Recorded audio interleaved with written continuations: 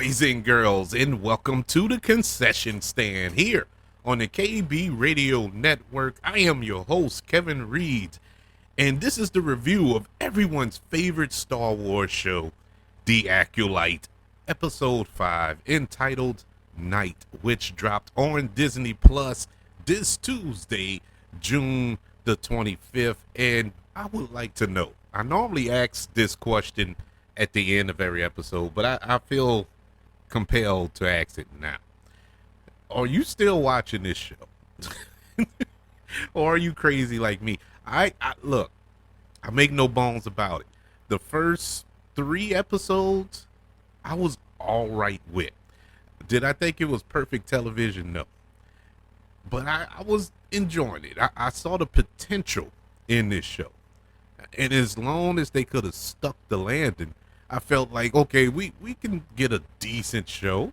You know, I'm not looking for a brand new Star Wars here, something that's going to redefine the franchise. I was just looking for something new and different and inventive. We got that, and I guess that's the age old adage of be careful what you wish for, because you might just get it. Well, I got it. You know, this is something new, different, but it's not that good. The last 2 episodes haven't been that good. Last week's episode 4, entitled Day, I think was one of the worst of the show, and we got 3 more after this episode, but it was so bad. I felt it was so bad the way characters changed their philosophies and their characters, you know, and changed their way of thinking in such ways that it betrayed the first 3 episodes where we set up these characters just to throw it all away in 1 episode. But episode 5 said, hold my beer, and did it again. And did it again and didn't have to do it. Oh man, and it started off so well. This episode starts off with a bang. I mean, judging by where we left off in episode 4, with a bit of a cliffhanger, with the master, the Sith master, force pushing all of those Jedi out of frame, and that's where it cut. So we picked up right after that. We find Osha. She's waking up from being knocked unconscious by the Sith master, and she can hear in the distance the sound of the lightsabers, you know, the battle that's going on. And at this moment I was like, okay, are we gonna see the battle, or are we just gonna hear it for this entire episode? And we did get flashes of it, and it looked exciting. I mean, this Sith is a beast, man. You realize he took on like 5 or 6 Jedi all at once, and was holding his, not holding his own, he was working them to the point he was killing them. Spoilers for this episode, by the way.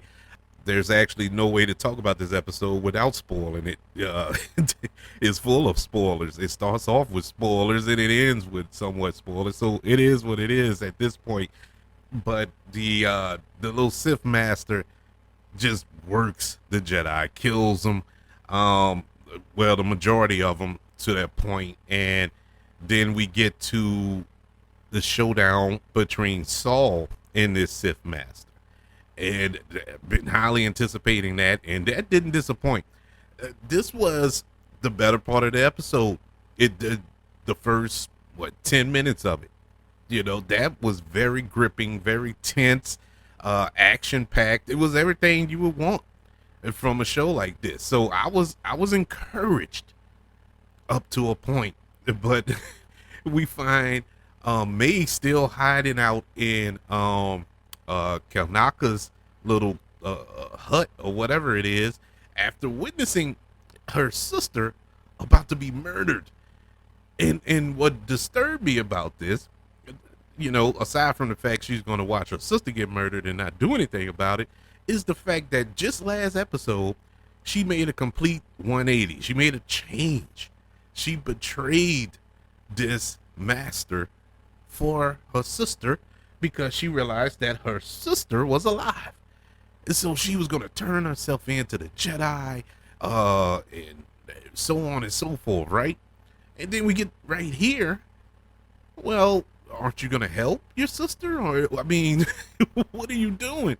And throughout the whole episode, and I'm gonna speak out all out of order, because this show is out of order and not chronological, but just mentally is out of order. But it's throughout the whole episode, she's running away from her sister. She's running away from the Jedi. She's fighting the Jedi. I'm like, where did this come from? Now we switching back? Uh, I mean, what happened? Where was that energy last week? I mean, you was all gun ho on turning yourself in, on making atonement for all that she did, being under the tutelage of this master. Gone, just gone. And instantly, I somewhat checked out of it emotionally because I like, well, where are we going here, man? I can't settle on this character. This is just a poorly written show up to this point.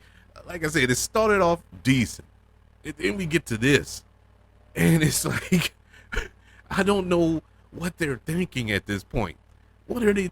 What's the mindset? Where's this story going? So we get what's her name? Jackie, Daphne Keen's character. X-23. Her character, and May get into a fight. So they are fighting. It's a decent little battle between the two of them. Jackie is trying to arrest her, and so on and so forth. And eventually she gets the upper hand on me. Really had the upper hand on her the whole fight, to be honest with you, and manages to get the cuffs on her and whatnot. And just then, the master shows up, and Jackie and the master go at it. And they introduced this character. They've been setting up this character of Jackie for 5 episodes, and now she's unleashed. We see her potential, and she is a beast. She's an animal. I mean, she did a better job against this master than Saul was doing up to this point. And I'm like, man, this girl is amazing. Even to the point where the master was telling May, like, yeah, you could take some points from her. You could take some pointers from her. Learn something from her. She is something else. She was that impressive. And a little nugget here, the master, his helmet, the one with the teeth and whatever it is, I don't know what that helmet is made of, but apparently it's impervious to lifesavers, which once again, I'm not a Jedi Star Wars purist like this, normally. Sometimes when they bend the rules for a certain film and that they couldn't do in a film previously, or that they did do before but can't do here, I really don't. As long as it fits the story. And you can make the argument that this thing I'm about to mention fits this particular story, but this just crushes the whole Jedi motif to me. His helmet is made out of something that you cannot break through with a lightsaber. And I've witnessed a lightsaber cut through a 2-foot wall or door in what that was, the Phantom Menace. But it couldn't cut through this little helmet that this dude was wearing. I mean, not only like it hits it and bounces off like it's, some type of force field or something. No, it shatters a lightsaber. Just breaks a lightsaber when you hit it. I mean, what is this? What is this? It's. I just put my head in my hand at that point. I was like, man, I'm so confused. I am so confused. And one thing leads to another. Jackie manages to knock the helmet off his head, but it was with a cause. He stabs her 3 times through the sternum. Just zoom, zoom, zoom. I'm like, good Lord. That was, he tore her up and killed her. She falls down, and we get the reveal. Yes, 5 episodes in, with 3 episodes left, we get the reveal of who this master is. It is none other than Kumar. I believe that's how you say his name. The little goof that was helping May throughout, which when you look back is kind of telegraphed. He was one of my theories, so that's why when the reveal happened, I was like, okay. I pretty much knew that.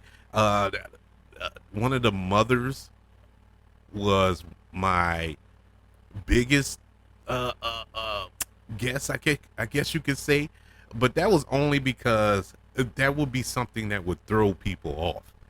But my head was pointing me towards Kumar because he was always around. He the one thing that stuck with me was when Osha was trying to do the parent trap thing and switch places with May and trick him in episode 2, I think it was, and he immediately like, oh, you look just like her. He wasn't even phased by it. Right then I kind of knew, but yes, that was the reveal, and it kind of upset me, not because we got the reveal that was him.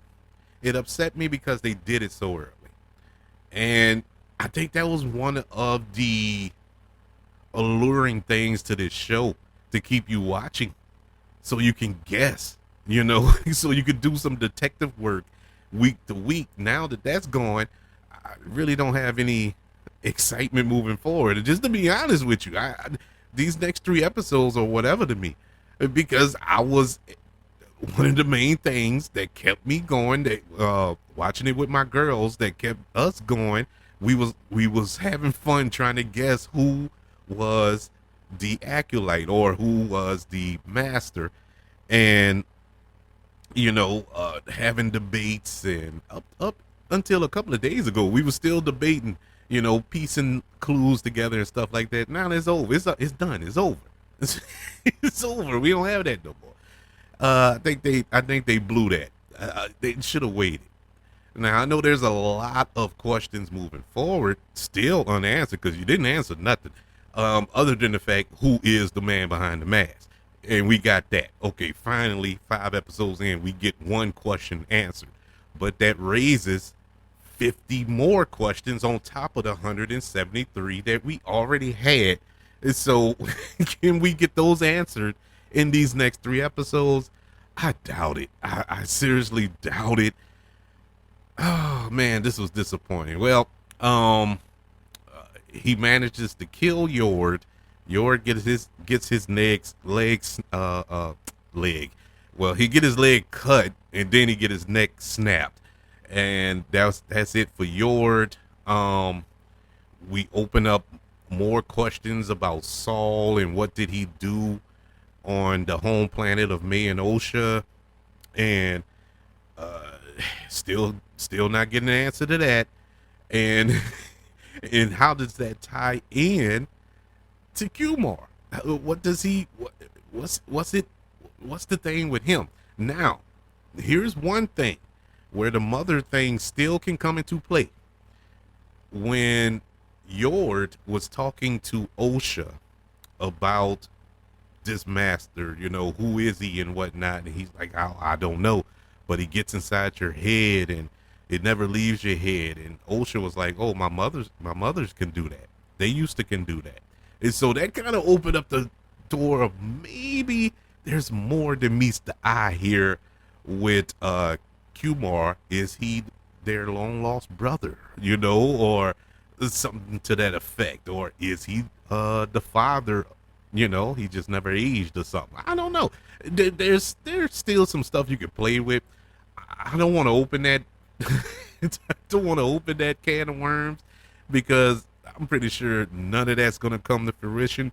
And so I'm just going to play it by ear for the next 3 weeks. But this episode ends with another Parent Trap reference, when May switched places with Osha after knocking her out, and she disguised herself as Osha to get on the ship with Saul as they leave the planet. So we have that going on. What's the lead up to that? Once again, like I said, makes no sense to me because May was all for turning herself in just last week. And in the chronological order of this show, about an hour ago. About an hour ago. And now all of a sudden, it's like she's back on track with this plan. Or was that part of the plan? It's too confusing. They're trying to be too smart for their own good with this show, with the writing here, and it could have just been a simpler story. They're doing too much. They're doing too much. These episodes are too short to tell a story that they're trying to tell here. This episode was only like 30 minutes long, and I'm giving it 30 minutes without the credits. It might have been 27 minutes or something like that, but it's they need to stretch them out more to tell, to really flush out this story. It's like they're rushing at the end because, as I mentioned before, the opening 10-15 minutes of this episode was pure action. And that was good. The action was good. And I say good with quotation marks because it got to a point, as it kept going, it's bad when action gets boring.